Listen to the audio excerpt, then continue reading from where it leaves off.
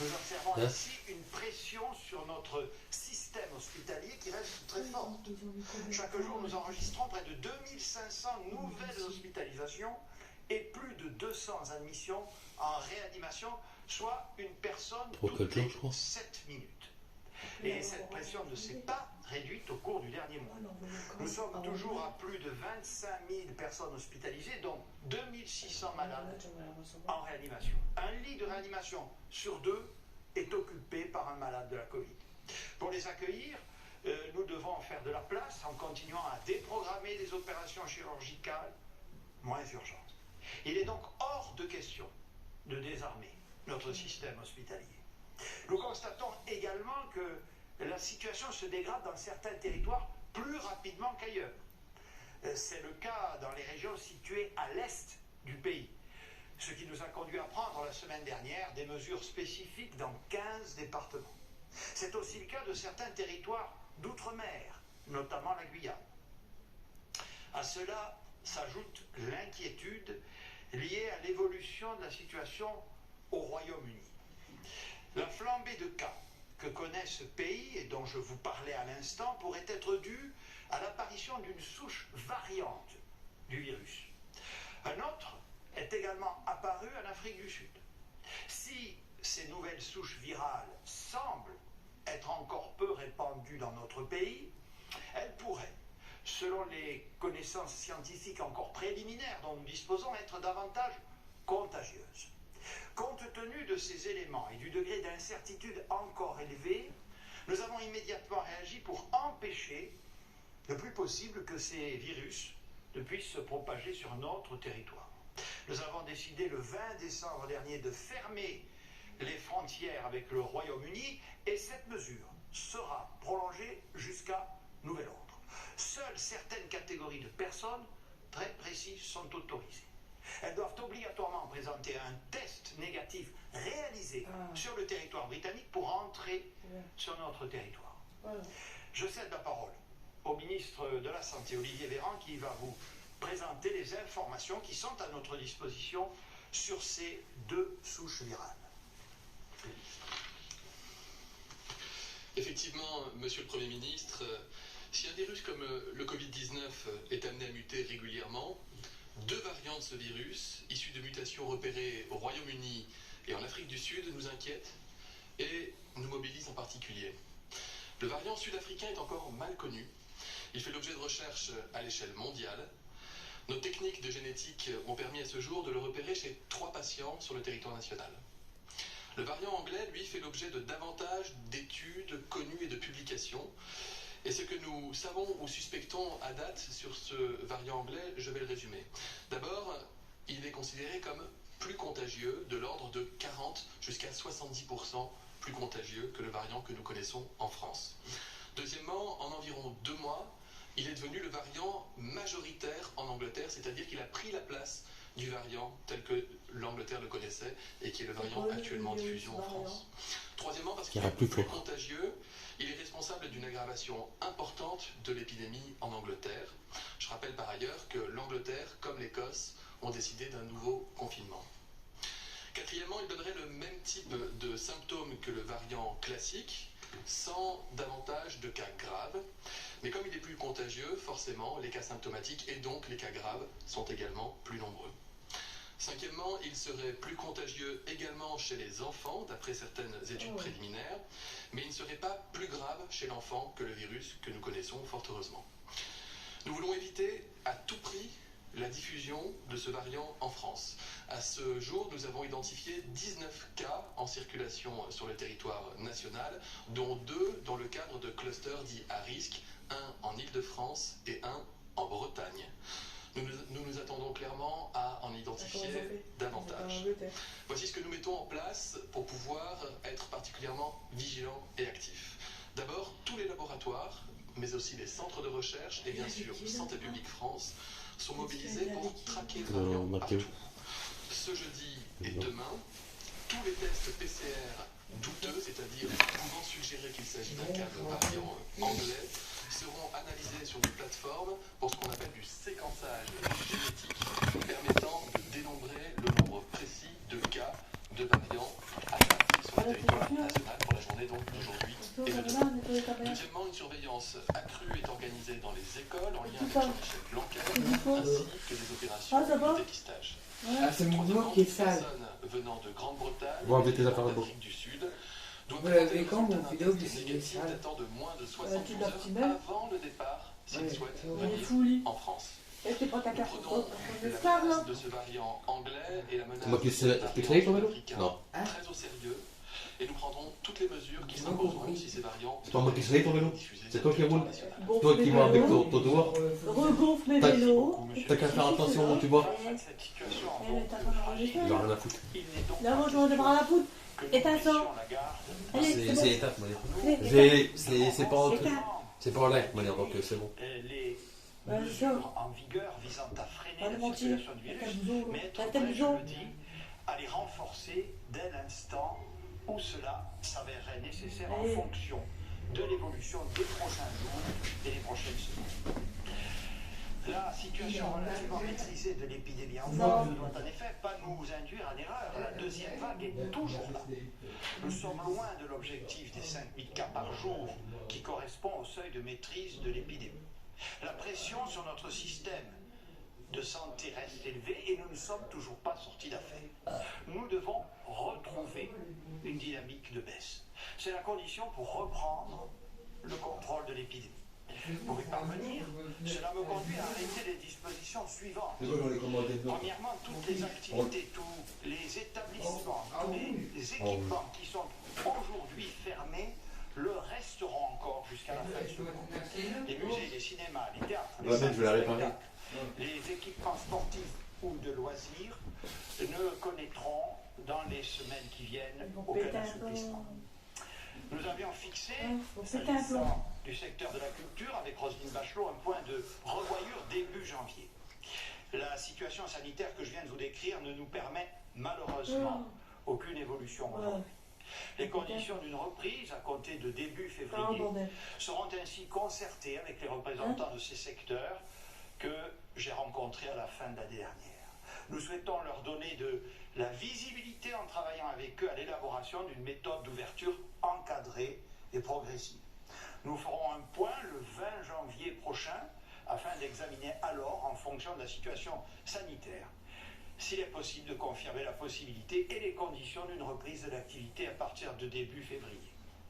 Nous avons conscience que la situation est aujourd'hui très difficile pour les artistes et les professionnels de la culture et la ministre est totalement engagée et déterminée à leur côté. Il en va de même du secteur sportif que nous accompagnons fortement avec les ministres concernés. Les mêmes considérations me conduisent à prendre la même décision pour les stations de ski dont les remontées mécaniques ne pourront pas rouvrir tout de suite. Je comprends là encore l'inquiétude des élus et des professionnels de la montagne. Je sais combien ils ont besoin de visibilité, notamment sur la possibilité d'ouvrir pendant les vacances de février. C'est vital pour ces territoires pour lesquels cette activité saisonnière fait vivre des familles entières toute l'année. C'est un objectif que nous pouvons nous fixer, mais il serait prématuré de prendre une décision aujourd'hui compte tenu des incertitudes sanitaires qui demeurent. Là encore, nous ferons un point le 20 janvier, à 2 semaines du début des vacances scolaires.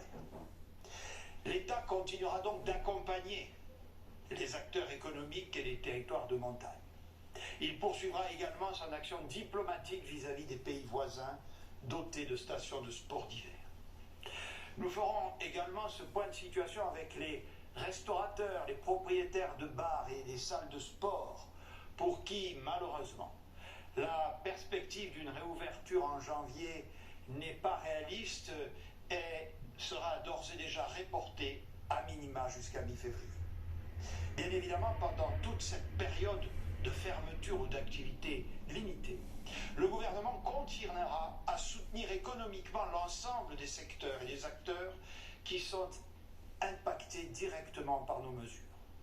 Qu'il s'agisse du recours à l'activité partielle, aux prêts garantis, aux fonds de solidarité rénovés, aux différentes aides sectorielles, tous nos dispositifs seront maintenus dans les mêmes conditions et les ministres compétents seront chargés de rencontrer les filières concernées pour examiner des d'éventuels besoins d'accompagnement complémentaire, notamment pour ceux des secteurs qui sont fermés sur une très longue durée. Pour les aides au titre du mois de décembre, le formulaire sera mis en ligne sur le site impôts.gouv.fr dès le 15 janvier. Jusqu'au 20 janvier également, nous prolongeons le régime de couvre-feu à 20 h. Depuis samedi dernier, je le disais tout à l'heure, il a été avancé à 18 h dans 15 départements où nous avons observé une reprise particulièrement sensible de la circulation virale, avec un taux d'incidence de plus de 200 cas pour 100 000 habitants. Cette mesure s'appliquera au moins 15 jours. Les derniers chiffres nous amènent à identifier 10 départements supplémentaires, plutôt situés dans l'est de la France, où pourrait également se poser la question d'une mise en œuvre de ce couvre-feu avancé. Comme nous l'avons fait la semaine dernière, les préfets vont conduire très rapidement les concertations nécessaires avec les élus de ces territoires pour bien analyser la situation et en fonction de leur retour, des décisions seront prises d'ici demain soir pour entrer en vigueur à compter de dimanche. L'ensemble des dispositions que je viens d'énoncer sont nécessaires, mais je ne peux exclure que nous ayons à prendre des mesures nationales supplémentaires si nous faisons le constat dans les prochains jours que nous en avons besoin. Je souhaite évidemment que nous puissions l'éviter, mais comme beaucoup de pays qui viennent de prendre de telles mesures récemment, nous devrons réagir vite si nous faisons le constat d'une nouvelle accélération du virus. Ainsi, la forte présence de l'épidémie, les conditions climatiques actuelles et à venir nous rappellent que malgré les perspectives de la vaccination, nous ne devons pas baisser la garde. Nous devons maintenir des mesures de freinage, continuer à toujours respecter les mesures barrières. Nous devons également poursuivre et renforcer notre stratégie tester, alerter, protéger. Nous avons aujourd'hui en France un dispositif de dépistage particulièrement développé. Je vous rappelle qu'il repose sur la gratuité. Les tests sont totalement gratuits en France pour tout le monde. C'est unique en Europe. Pour une personne asymptomatique souhaitant se faire tester, il faut ainsi débourser près de 100 € en Allemagne ou en Espagne, jusqu'à 350 € au Royaume-Uni, et même être tiré au sort en Grèce. En France, chacun peut se faire tester à côté de chez lui, dans son laboratoire, chez son pharmacien, chez son médecin, dans un cabinet infirmier, même chez son dentiste. On compte plus de 12 000 points de test en France. Notre dispositif était calibré en mai dernier pour 700 000 tests par semaine. Nous l'avons porté à 1 million par semaine en septembre, 2 millions en novembre, et pendant la semaine précédant Noël, nous avons réalisé 3,5 millions de tests sans augmentation des délais d'attente. C'est plus que tout autre pays en Europe. Depuis mai, nous n'avons pas eu de cesse d'optimiser notre politique de dépistage afin d'améliorer le délai de prise de rendez-vous et de rendu des tests. Nous n'avons jamais caché nos difficultés en septembre dernier, lorsque les délais se sont allongés sous l'effet de l'accélération de la demande. Nous les avons précisément identifiés et y avons apporté des réponses. De telle sorte qu'aujourd'hui, 86% des résultats sont rendus à moins de 24 heures. C'est une réussite dont nous pouvons être fiers et je salue toutes les personnes qui y contribuent au quotidien. D'autres améliorations sont nécessaires pour gagner en efficacité et mieux garantir l'effectivité de l'isolement des personnes positives et de leurs cas contacts. Cela passera par des outils et des moyens nouveaux. À partir du 10 janvier, dès que vous avez des symptômes ou que vous êtes cas contact, il vous suffira de vous inscrire sur le site de l'assurance maladie pour obtenir un arrêt de travail immédiat indemnisé sans jour de carence. L'assurance maladie procédera à un suivi systématique avec 2 à 3 appels téléphoniques sur 7 jours. Chaque personne déclarée positive se verra proposer à compter du 20 janvier une visite à domicile par un infirmier. Mais nous pouvons désormais compter sur une arme encore plus puissante, le vaccin, qui constitue notre principale source d'espoir pour sortir de cette crise. La campagne vaccinale contre la Covid a commencé le 27 décembre dernier et va se poursuivre dans les mois à venir. Elle suscite des attentes qui sont légitimes, mais aussi des interrogations qui le sont tout autant. En revanche, elle a donné lieu ces derniers jours de la part de certains à des propos et des critiques parfois outranciers. Oui, c'est vrai, notre programme de vaccination a démarré plus lentement que dans d'autres pays. Ce décalage s'explique par notre choix de respecter les principes et les priorités qui nous ont été fixés par la Haute Autorité de Santé. Ces principes, ce calendrier, ces priorités avaient été annoncés, partagés, concertés avec les professionnels de santé, avec les associations d'élus, au cours de nombreuses réunions, y compris à mon niveau. Ils vous avaient été présentés ici même le 2 décembre dernier. Ils ont été détaillés devant le Parlement les 15 et 16 décembre. Je souhaite vous en rappeler les fondements et les objectifs. Vous présenter aussi l'organisation que nous avons retenue pour en assurer le déploiement, mais aussi les dispositions que nous avons prises pour en accélérer la mise en œuvre. Car oui, en effet, comme l'a souhaité le président de la République, nous devons gagner du temps et aller plus vite. Premier principe, tous ceux qui le souhaitent doivent pouvoir accéder au vaccin. Le faire sur la base du volontariat, évidemment, de manière gratuite et dans le respect de garanties strictes en matière de recueil du consentement et de surveillance des éventuels effets indésirables.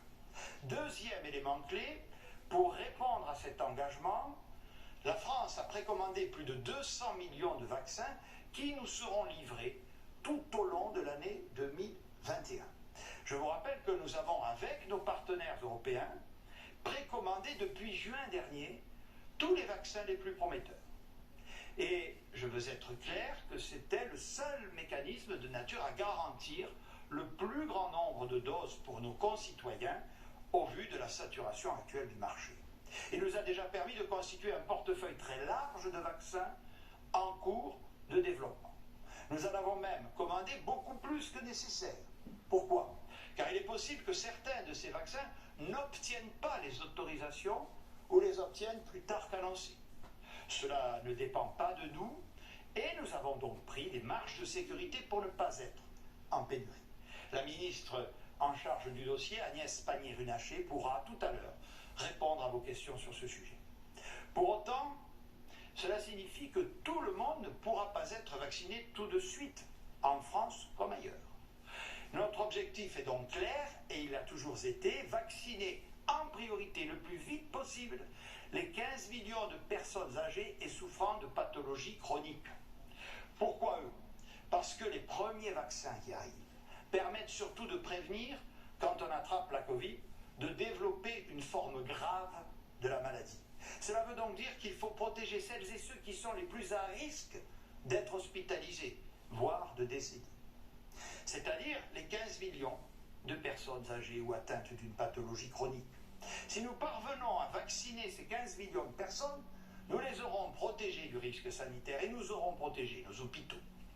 Nous avons bon espoir que d'autres vaccins obtiennent dans les semaines à venir les autorisations nécessaires pour que nous puissions bénéficier de davantage de doses et donc de vacciner davantage de personnes encore d'ici l'été. À très court terme, d'ici fin janvier, les quantités reçues et qui arrivent au cours du mois nous permettront d'être en capacité de vacciner au moins 1 million de personnes, soit le même nombre que nos voisins européens au prorata de notre population. Ce rythme est celui des capacités industrielles qui sont aujourd'hui en forte tension. Nous veillerons à acheminer des doses de vaccins sur l'ensemble du territoire national, y compris dans les départements d'outre-mer. Troisième élément clé, la Haute Autorité de Santé nous a demandé de démarrer la vaccination par les personnes en EHPAD et en unité de soins de longue durée, car ce sont elles qui ont payé le plus lourd tribut à la crise. Si elles ne représentent que 1% de la population, elles représentent un tiers des morts de la Covid. Même si cela est plus long, même si cela est plus difficile d'aller vacciner ces personnes, et que cela ne permet pas immédiatement de faire du chiffre, il est indispensable de le faire.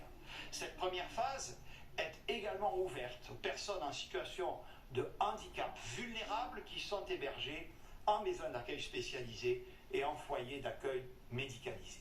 C'est un impératif sanitaire et c'est un impératif éthique. Et ce choix des EHPAD explique très largement le démarrage très progressif des premiers jours. Chacun peut en effet entendre qu'on ne recueille pas le consentement d'une personne de 90 ans atteinte de la maladie d'Alzheimer comme on le ferait pour un jeune de 20 ans. Nous voulons faire les choses bien dans le respect de ces personnes, en présence de leurs médecins traitants avec l'accord de leur famille. Ce sont les directeurs d'EHPAD, les professionnels de santé, les associations de patients qui nous ont demandé de leur laisser le temps d'organiser cela. Les vaccinations en EHPAD ont démarré depuis le 27 décembre et s'accéléreront comme prévu dans les prochains jours jusqu'à fin janvier, début février. J'ai demandé à Madame Lasserre, qui est directrice d'un EHPAD à Paris, de venir nous présenter, vous expliquer la manière dont se passe concrètement la préparation d'un EHPAD à la vaccination. Merci Madame. Monsieur le Premier ministre, merci de me donner la parole.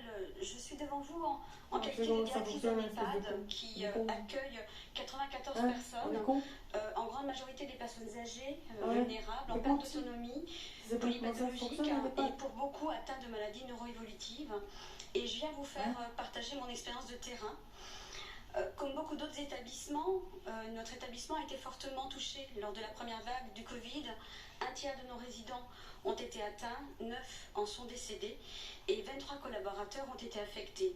Et je tiens ici à rendre hommage à toutes les familles qui ont été frappées par cette pandémie. Depuis près d'un an, nous avons lutté avec tous les moyens dont nous disposions, modifié les protocoles et adapté notre organisation afin de limiter au maximum l'impact du virus. Et l'arrivée de ce vaccin est une vraie source d'espoir pour tous, pour nos résidents, pour leurs proches et pour toutes nos équipes.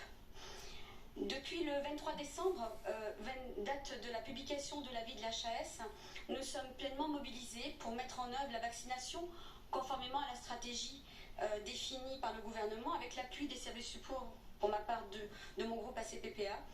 Nous avons établi des liens et des communications régulières avec les résidents, les familles et ou les représentants légaux qui ont permis de recenser les 20 premiers volontaires dans mon EHPAD. En lien avec notre médecin coordonnateur, les médecins traitants se sont mobilisés pour réaliser les visites prévaccinales, recueillir les consentements et lorsque cela était nécessaire, prendre l'avis des proches ou des représentants légaux, sans cadre formel, mais le médecin faisant le lien avec le dossier médical de son patient. Cette première phase faite d'échanges et d'informations est essentielle et nous y consacrons tout le temps nécessaire. Elle se déroule dans le respect des personnes que nous accueillons, celui de leurs droits et selon le principe déontologique du libre choix. Cette temporalité nous permet de mener cette campagne dans un climat empreint de confiance et de sérénité. En amont, ces temps d'échange entre résidents, familles et soignants s'avèrent importants et très positifs et je peux témoigner que souvent ils permettent de lever les doutes et d'évacuer les inquiétudes. Ainsi, une de nos résidentes, par exemple, était totalement réfractaire à la vaccination dans un premier temps et elle s'y rallie après un cheminement au cours duquel elle a pu poser toutes les questions nécessaires à une prise de décision éclairée. Elle a également pu partager ce temps de réflexion avec sa famille. Sur ce point, il est à noter que beaucoup de familles nous contactent spontanément par téléphone ou par courriel pour mieux s'informer et pour nous faire part de leurs souhaits. En lien avec l'Agence régionale de santé et la PHP, l'acheminement des doses de vaccins sera organisé avec la coopération de notre pharmacienne d'officine de ville, ce qui permet de garantir le strict respect des protocoles et la chaîne du froid. De même, comme dans cette première phase pilote, nos résidents qui le souhaitent seront vaccinés par groupe de 5 et bénéficieront d'une surveillance rapprochée pendant une trentaine de minutes autour d'un papotage et dans un esprit de convivialité néanmoins. Et compte tenu de la fragilité plus grande de certains, l'équipe médicale et paramédicale restera vigilante et assurera un accompagnement ainsi qu'une attention renforcée pendant 48 heures. À ce jour, les 20 premiers résidents qui ont été vaccinés lors de la première phase pilote le 30 décembre dernier se portent parfaitement bien. Tous ont exprimé leur satisfaction du déroulé de l'événement, ainsi que des modalités de suivi. et ils sont désormais nos meilleurs ambassadeurs. Leurs témoignages rassurants ont été de nature à encourager le passage à l'acte de nombreux de nos co-résidents. Et aujourd'hui, 30 résidents ont déjà passé une visite médicale et ont fait part de leur souhait de recevoir ce vaccin le 18 janvier prochain. Par ailleurs, nos collaborateurs sont également de plus en plus nombreux à avoir donné leur accord.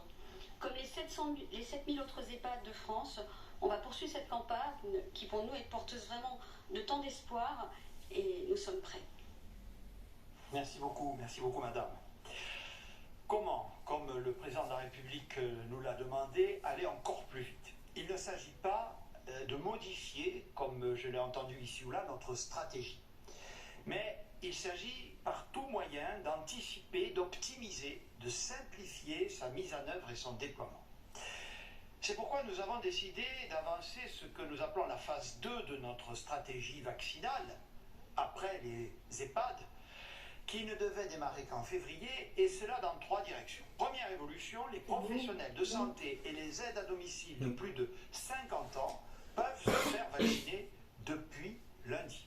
Au total, ce sont déjà plus de 45 000 personnes qui ont été vaccinées au cours des 5 derniers jours. Deuxième évolution, les personnes de plus de 75 ans pourront se faire vacciner à partir de lundi 18 janvier. Ces vaccinations se dérouleront dans des centres de vaccination. Un centre par département a déjà été ouvert, donc 100 sur le territoire. À partir de lundi prochain, il y en aura 300, puis 600, progressivement jusqu'à la fin du mois de janvier. J'ai par ailleurs décidé que le déploiement de la stratégie vaccinale dans les territoires s'effectuera selon les principes suivants. Les directeurs généraux des ARS et les préfets de région sont les garants du déploiement de la stratégie vaccinale, de sa transparence et du respect de ses règles éthiques. Les préfets de département, avec l'appui des délégués territoriaux de l'ARS, seront les patrons, un pilote par département des opérations logistiques de vaccination. Ils impliqueront le maximum de professionnels de santé dans le cadre des structures existantes, médecins, infirmiers, pharmaciens, que ces derniers soient libéraux ou en établissement avec mobilisation possible des retraités. Ils travailleront avec les élus locaux, les maires en particulier, parce que c'est un sujet de proximité.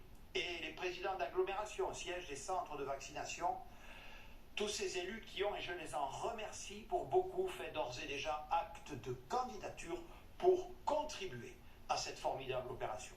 Évidemment, les organisations retenues pourront varier selon les départements et les territoires. Je fais confiance aux acteurs des territoires.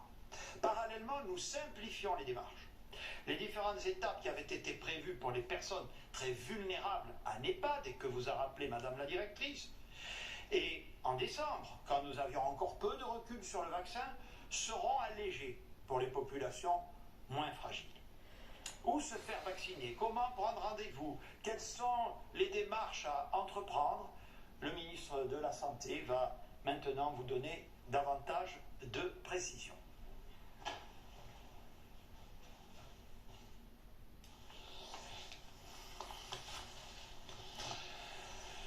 Nous mettons tout en œuvre pour vous permettre de vous faire vacciner dans de bonnes Là, ils conditions. font ça aussi. Il y a Ah bah oui, 48 ils font heures, pas j'ai un annoncé truc. que nous Oh. On va le voir disposions demain. désormais de suffisamment 2 de fois qu'ils vont le garanties, faire. retours d'expérience, mais aussi recommandations pour pouvoir amplifier, accélérer et simplifier notre stratégie vaccinale. Les retours d'expérience, ce sont ces millions d'humains désormais vaccinés de par le monde. Le vaccin est sûr. Les effets indésirables graves sont extrêmement rares. On nous dit, d'après les premières remontées, mais qui sont consolidées jour après jour, de l'ordre d'environ 1 patient pour 100 000 vaccinés. Ce sont des événements de nature essentiellement allergique et qui interviennent chez des personnes qui sont par ailleurs connues pour être très allergiques, même sans contexte de vaccination, au point que le plus souvent, elles ne sortent pas de chez elles sans avoir un kit d'adrénaline sur elles. Les garanties, ce sont les circuits logistiques qui ont montré qu'ils étaient pleinement opérationnels et qui font que dans chaque département, des vaccins ont été ou sont livrés. Les recommandations, ce sont les autorités scientifiques et sanitaires qui nous disent que nous pouvons anticiper la vaccination des publics prioritaires au-delà des seuls résidents âgés en établissement collectif. Après 48 heures, voici donc nos premiers résultats. Je disais amplifier et accélérer.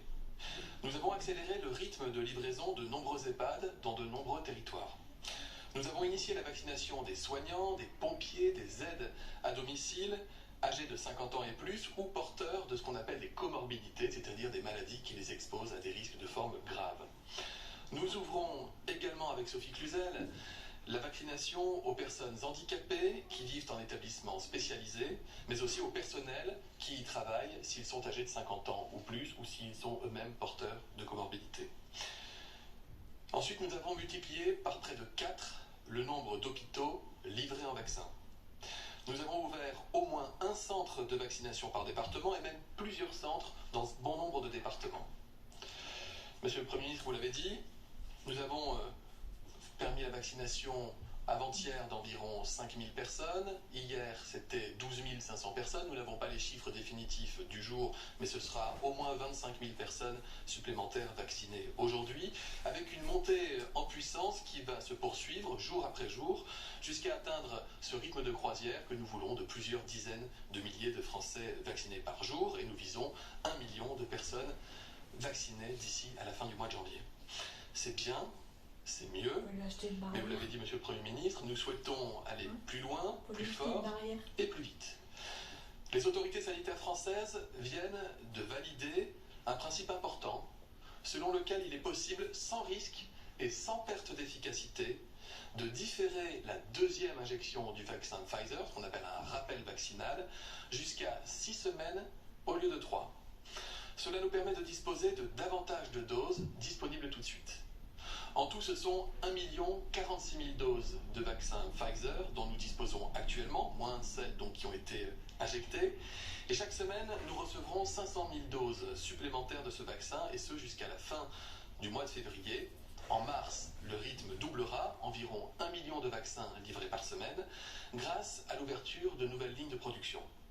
Par ailleurs, un autre vaccin à ARN messager, donc le même mécanisme que le vaccin Pfizer, celui-ci c'est Moderna, a été autorisé dans les mêmes conditions d'utilisation hier par l'Agence européenne du médicament, et quelques 50 000 premiers vaccins seront livrés dès lundi. En tout, nous attendons un peu plus de 100 000 vaccins pour le mois de janvier pour Moderna, 500 000 supplémentaires en février, un peu plus d'1 million en mars et en avril, et plus de 2 millions en mai et en juin. Enfin, ce ne sont pas 1, 2, 3, mais 6 centres de vaccination qui seront ouverts en janvier dans chaque département destiné à la population. C'est le choix de la proximité que nous faisons pour les Français, à raison d'environ donc un centre pour 100 000 habitants, soit environ 10 fois plus de centres pour la population que nombre de nos voisins, comme par exemple nos voisins allemands. Le moment est donc venu de nous préparer à élargir la liste des personnes pouvant bénéficier de la vaccination. Je parle des quelques 5 millions de Français qui sont âgés de 75 ans et plus. Si vous êtes dans cette situation, vous pourrez à partir de la semaine prochaine prendre rendez-vous en vue d'être vacciné, et la vaccination pourra commencer le 18 janvier prochain. Je le dis tout de suite, cette vaccination, elle sera nécessairement progressive, elle prendra plusieurs semaines, au fur et à mesure, chacun peut le comprendre, que les laboratoires nous fourniront les doses de vaccins. Nous faisons en France, mais aussi à l'échelle européenne, avec Agnès Pannier-Runacher, avec Clément Beaune, le maximum pour sécuriser un maximum de doses. Le monde entier est dans la même situation, qui achète les mêmes vaccins, et nous accompagnons les entreprises, y compris en Europe d'ailleurs, pour augmenter les chaînes de production. En pratique, si vous avez 75 ans ou plus, donc, qu'est-ce qui va se passer? D'abord, vous aurez 2 moyens pour prendre rendez-vous pour vous faire vacciner. Il y aura un numéro de téléphone qui sera communiqué prochainement, qui vous orientera vers les différents centres au plus près de chez vous. Il y aura également un site internet, c'est le site santé.fr, qui vous indiquera la marche à suivre pour vous signaler et prendre rendez-vous avec une carte interactive. Vous cliquez sur votre région, vous avez la liste des centres qui apparaît et vous pourrez prendre rendez-vous d'ailleurs directement sur ce site internet. Nous voulons donner accès à cette ligne téléphonique et au site internet le jeudi prochain, 14 janvier. Ces 2 moyens de prise de rendez-vous seront progressivement enrichis à mesure que les centres de vaccination seront ouverts en supplémentaire et équipés en vaccins. Je Je remercie d'ailleurs les ARS, les préfectures, les élus locaux, les soignants qui se mobilisent pour ouvrir et faire fonctionner ces centres. Chaque commune, évidemment, de notre territoire national n'aura pas son propre centre, ce serait incohérent vu le nombre de doses et de personnes à vacciner. La répartition départementale, elle est décidée en concertation avec les services de l'État dans le cadre de cellules territoriales. Amplifier, accélérer. Et je disais aussi simplifier. J'y viens. Mais d'abord, je voudrais revenir sur un certain nombre d'incompréhensions ou de contre-vérités qui ont pu circuler ces derniers jours. Non, il n'a jamais été question d'exiger un consentement écrit pour se faire vacciner. Le consentement n'a pas plus de valeur en droit que le consentement oral, qu'il soit écrit ou qu'il soit oral. Ce qui est exigé, c'est qu'une personne qui va se faire vacciner, elle ait reçu, comme pour tout acte médical, une information claire, loyale et appropriée, et évidemment qu'elle ne s'oppose pas à la vaccination. Ce n'est par définition pas le cas d'une personne âgée de 75 ans qui prendrait rendez-vous pour aller se faire vacciner dans un centre. Mais pour une personne âgée vulnérable, et Madame la directrice d'EHPAD, vous l'avez très bien dit tout à l'heure, qui n'est pas forcément en capacité d'exprimer d'ailleurs sa propre volonté, il faut s'assurer qu'elle ne s'y oppose pas ou prendre le temps de consulter la personne référente ou la famille. Non, il n'a jamais été question de recueillir un consentement 5 jours avant de vacciner. Ce que nous demandons aux EHPAD, c'est d'indiquer le nombre de doses que nous devons envoyer dans cet EHPAD le jour J. Imaginez une seconde qu'on envoie 100 doses de vaccin dans un EHPAD où il y a 100 résidents et que le jour J de la vaccination, il n'y ait que 40 personnes qui acceptent ou qui soient en état de se faire vacciner. Ce serait 60 doses de perdues et là ce serait inexcusable. En pratique, chaque EHPAD connaît sa date de livraison en vaccin et nous leur demandons de faire remonter leurs besoins précis quelques jours avant que nous intervenions. La vaccination en EHPAD a commencé progressivement, elle va prendre de l'ampleur dès la semaine prochaine dans plusieurs régions, France entière à compter de la semaine suivante. C'est un délai qui correspondait, vous l'avez très bien dit, à la demande initiale des établissements pour personnes âgées et nous travaillons d'arrache-pied avec Brigitte Bourguignon, ministre déléguée en charge de l'autonomie. Voilà, je vais pas rigoler, moi. En revanche, le recul dont nous disposons désormais nous permet, c'est vrai, de simplifier le parcours de la personne vaccinée sans rien rogner sur la sécurité et sur la qualité. Le Conseil d'orientation pour la stratégie vaccinale, qui est présidé par le professeur Alain Fischer, nous y encourage. Voici donc en pratique comment cela va se passer. Si vous avez 75 ans ou plus, vous êtes d'abord libre, si vous le souhaitez, d'aller consulter votre médecin pour lui poser toutes vos questions, vérifier l'absence de contre-indication, mais ce n'est pas une obligation. Vous pouvez le faire, mais vous n'y êtes pas obligé. Vous vous inscrivez donc par téléphone ou sur le site santé.fr, vous réservez votre créneau dans le centre le plus proche de chez vous. Sur place, un médecin, ou tout autre soignant d'ailleurs, vous posera quelques questions ou vous fera même remplir un auto-questionnaire très simple qui visera juste à vérifier que vous pouvez être vacciné normalement et dans de bonnes conditions. Quelques questions, je les résume. Avez-vous eu le Covid au cours des 3 derniers mois? Avez-vous été vacciné contre la grippe au cours des 3 dernières semaines? Souffrez-vous d'allergies graves? Avez-vous de la fièvre ou d'autres symptômes? Prenez-vous certains traitements particuliers à signaler au cas où? Êtes-vous enceinte? On est d'accord, il y a peu de risques après 75 ans, mais je voudrais être exhaustif. Si vous le souhaitez, vous pourrez voir un médecin, puisqu'il y aura toujours un médecin présent sur le centre où vous serez vacciné. Sinon, vous pouvez directement passer à l'étape de la vaccination, c'est-à-dire qu'une fois le questionnaire rempli et validé médicalement, vous serez invité à recevoir l'injection du vaccin par un médecin, un infirmier ou d'ailleurs tout autre soignant habilité à le faire. Il s'agit d'une injection intramusculaire dans l'épaule le plus souvent, comme la plupart des vaccins. À l'issue de l'injection, vous serez amené à rester environ 15 minutes sur place, par mesure de sécurité, et ensuite vous pourrez rentrer chez vous. Vous serez vacciné. Il restera à faire la même chose entre 3 et 6 semaines après la première injection, et vous serez donc protégé contre les formes graves du Covid. Ce que je viens de décrire, c'est ce qui va rythmer notre campagne de vaccination au cours des 2 prochains mois. Une fois encore, nous ferons le maximum pour répondre au maximum de demandes le plus vite possible. Ensuite, il y a une autre phase de la vaccination, ou plutôt 2 autres phases d'ailleurs, qui démarreront. D'abord, l'ouverture aux 65 ans et plus, c'est-à-dire 7 millions de Français supplémentaires. C'est lorsque nous aurons suffisamment protégé les personnes les plus fragiles, les plus vulnérables, donc les personnes âgées de 75 ans et plus.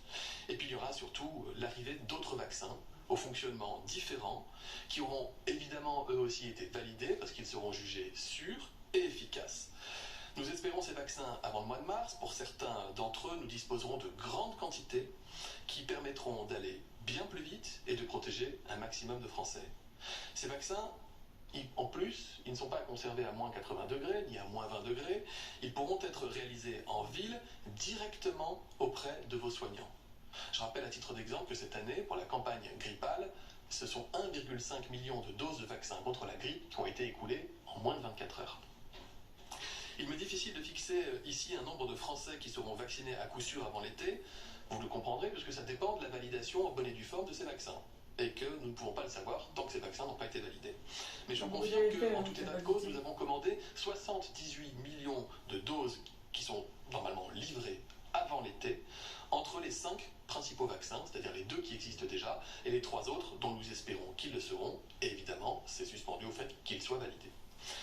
Chaque jour, nous publierons le nombre de vaccinations quotidiennes et cumulées. Un système d'information permet aux soignants de faire remonter tous ces chiffres au quotidien. Il est opérationnel depuis lundi. Il nécessite encore quelques jours pour monter en puissance. Vous comprendrez que quand on demande aux soignants d'ouvrir des centres de vaccination, d'ouvrir des lignes de vaccination, de mobiliser les soignants pour qu'ils se fassent vacciner, il est compliqué d'exiger d'eux que tous les jours, à la bonne heure, ils fassent remonter les données, mais ce sera le cas très rapidement et vous aurez un accès libre à ces informations, évidemment. Pour l'heure, nous demandons aux agences régionales de santé de nous faire remonter chaque soir le nombre de vaccinations qui ont été réalisées et ce sont les chiffres que nous vous avons communiqués avec le Premier ministre. Pour conclure, j'ai conscience de l'impatience légitime de ceux qui parmi vous ont hâte de se faire vacciner. De tous ceux qui voient aussi dans le vaccin une chance de reprendre le cours normal de leur vie, retrouver leur emploi, leur université, leur salle de sport, le théâtre. Ce ne sont pas 6 jours qui font une différence face à la pandémie, ni quelques dizaines de milliers de vaccinés. Ce qui fera la différence, c'est notre engagement collectif dans cette reprise en main par l'homme d'un environnement qui était devenu défavorable. Faites-vous vacciner, aidez vos proches à se faire vacciner, et réalisez la chance que la science nous offre. Le moment que nous vivons est historique. Il connaîtra ses hauts, peut-être ses bas, ses grands moments d'engouement collectif, peut-être ses phases d'incompréhension, comme par exemple si nous devions manquer quelques jours de vaccin entre 2 ravitaillements. Mais à la fin, en nous vaccinant, nous sauverons des vies et nous retrouverons la nôtre. Je le redis, nous mettons tout en œuvre pour vous permettre de vous faire vacciner dans de bonnes conditions. Merci, Monsieur le ministre de la Santé. Vous l'avez compris, le déploiement de la vaccination dessine une perspective claire de pouvoir sortir progressivement de cette crise sanitaire à l'échéance, nous l'espérons tous, de l'été prochain. Pour autant, nous allons devoir vivre avec ce virus encore plusieurs mois. Nous ne baisserons donc pas la garde sur les gestes barrières, les tests ou encore les mesures de freinage. Ce serait irresponsable. Mais la vaccination est devenue la priorité numéro 1 de l'action du gouvernement. Nous sommes tous convaincus que c'est la vaccination la plus large, la plus massive et la plus rapide qui nous permettra de sortir de la crise. Ne confondons pas, néanmoins, vitesse et précipitation. Les choses doivent être faites dans le plus grand sérieux et le plus grand respect des personnes les plus fragiles, car nous avons besoin de l'adhésion de tous. Alors j'en appelle à la sérénité. Je demande que cessent les polémiques stériles qui n'apportent rien, sinon que d'inquiéter inutilement nos concitoyens, déjà fatigués et à fleur de peau, du fait de la durée et de l'ampleur de cette crise inédite. On ne peut pas, alors que le match vient de commencer et qu'il durera plusieurs mois, prétendre dès les premières minutes, que dis-je, dès les premières secondes, qu'il est déjà perdu. Bien au contraire, nous relèverons ensemble le pari de la vaccination et nous surmonterons ce défi historique. Nous voulons à la fois permettre l'exercice d'un véritable droit à la vaccination, certes organisé en fonction de priorités sanitaires, et convaincre le maximum d'entre vous, précisément parce que nous avons pris toutes les garanties éthiques et médicales de se faire vacciner. Se faire vacciner, c'est se protéger soi-même, mais c'est aussi protéger les autres. Montrons que nous sommes une nation solidaire, une nation généreuse. J'en appelle une nouvelle fois à notre sens des responsabilités individuelles et collectives. Mes chers concitoyens, une phase nouvelle de la lutte contre la pandémie s'est ouverte. Il s'agit d'un défi humain et logistique considérable et inédit qui nécessite patience et détermination et je ne doute pas de notre succès collectif. Je m'en tiens, mesdames et messieurs, à votre disposition.